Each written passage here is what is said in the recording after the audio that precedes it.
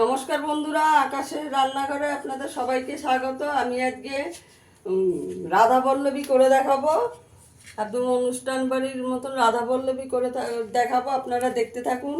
এখানে আমি ময়দা নিয়েছি, এর মধ্যে দিয়েছি আদা, কাঁচা লঙ্কা বাটা, মৌরি, জিরে গুঁড়ো ভাজা করে গুঁড়ো করে নিয়েছি, আর একটু বিউলির ডাল দিয়েছি, সাদা তেল দিয়েছি, একটু চিনি দিয়েছি, দিয়ে এবার ময়দাটাকে মেখে নেব। আমার ময়দাটা মাখা হয়ে গেছে, এবার পুরটা করে নেব। প্রথমে ডালটা দিয়ে দেব, ডালটা দিয়ে দিলাম।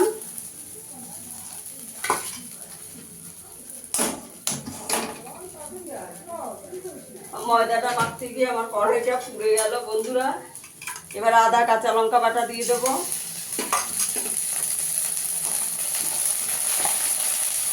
নুন দিয়ে দেবো,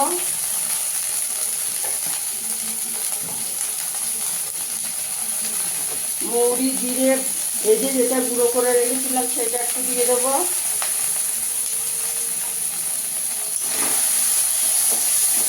ভালো করে ফুটুর ফুটুর করে নেব।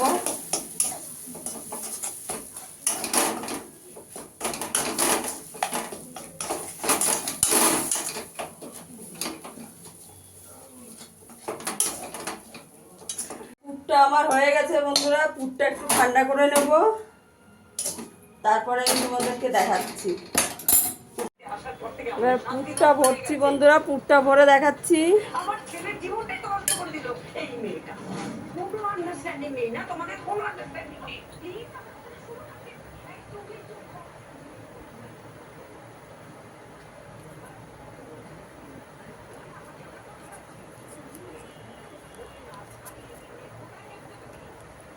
তো লেচি করে নিলাম,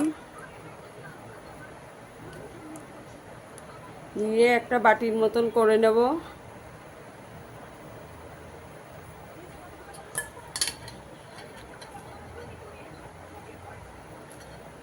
পুরটা দিয়ে দিলাম,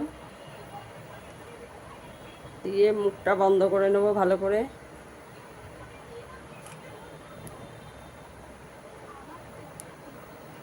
ভালো করে মুখটা বন্ধ করে নেবে।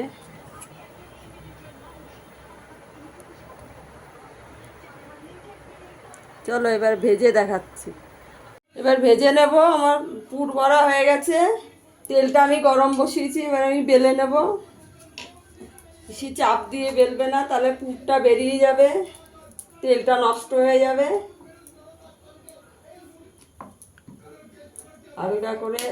হালকা করে চাপ দিয়ে বেলবে।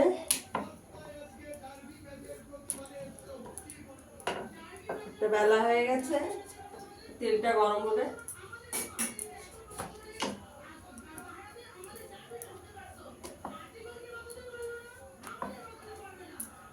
বেশি চাপ দিলেই পুরটা বেরিয়ে গিয়ে তখন তেলটা নষ্ট হয়ে যাবে।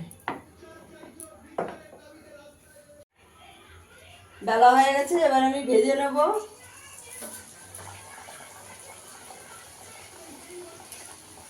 হালকা করে ওপর দিয়ে তেলটা দিয়ে দেবে, তাহলে খুলে যাবে।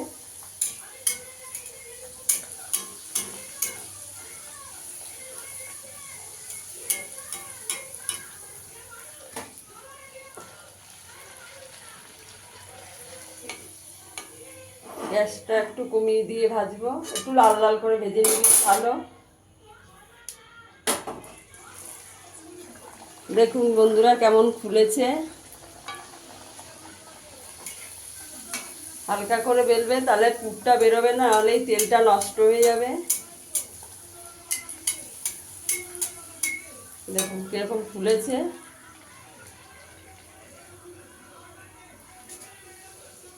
এক পিঠটা হলে আর একটা উল্টে দেবো।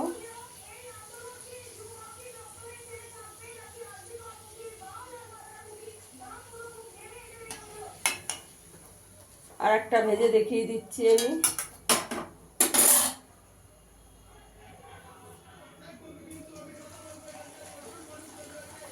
আমার ভিডিওটা যদি ভালো লাগে আমাকে সাপোর্ট করবেন, আমার পাশে থাকবেন। ভিডিওটা দেখার জন্য ধন্যবাদ। দেখো আমার ভাজা কমপ্লিট হয়ে গেছে, কেমন ফুলেছে দেখো। তোমরা এরকম করবে, করে আমাকে জানাবে এটা কেমন হলো। লাইক কমেন্ট শেয়ার করার অনুরোধ রইল।